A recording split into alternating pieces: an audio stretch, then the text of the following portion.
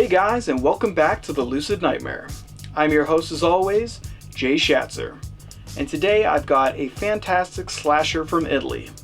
It is Michele Soavi's 1987 under-the-radar hit, Stage Fright, Aquarius. And guys, this one is an oddity of the genre, and it's really enjoyable though.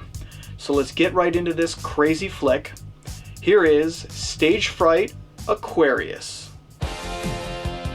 Stage Fright Aquarius is a ridiculously satisfying Italian slasher film, which relishes profusely in the gore and violence of the genre. Entrenched in the late 80s style and scored with a rock-infused soundtrack, this unusual and overlooked gem is a real treat for hardcore fans of dementedly cruel cinema. The film follows a theater troupe as they prepare for their big opening night of their musical production. With pressure mounting and nerves strained, the frantic director locks everyone inside in order to force the crew to stay to task. But unknown to them is a psychotic mental patient named Irving Wallace, who quietly sneaks into the theater and quickly begins taking out the actors one at a time. Trapped and with no way to contact the outside world, the stage actors play out a night of survival, where their last performance will serve to be their most bloodiest. What is really interesting about Stage Fright is that there really isn't a standout performance or central character of the piece.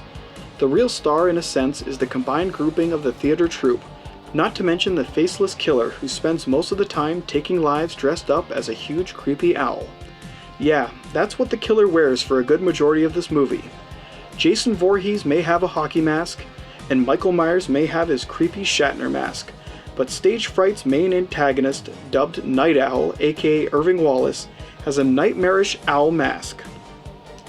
The look of the killer is absolutely outstanding and incredibly original, be it ridiculously strange at the same time. I really appreciate the off-the-wall nature of the Night Owl's design, almost coming off as an extremely gore-tastic reimagination of the masked vigilante Judex from the 1963 French film of the same name. In that film, the central figure wore a bird mask similar to Night Owl's in Stage Fright, except Judex wasn't a batshit crazy psycho killer.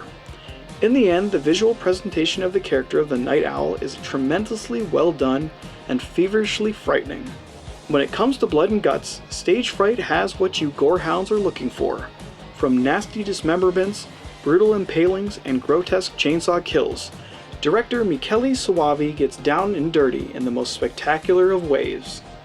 Never shying away from the nastiness and always celebrating the richness of the raunchiness, Soavi revels in the practical special effects like all great Italian horror directors do, showing an abundant amount of love for this special genre tradition.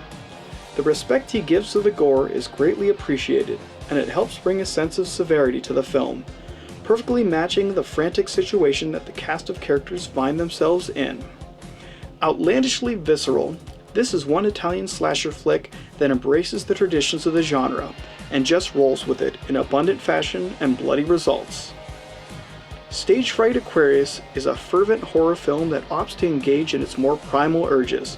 Brash and extremely overenthusiastic, Stage Fright is a horror film that sheds all the fluff and excess, and rather decides to get straight to the absurdity and fantastic gore.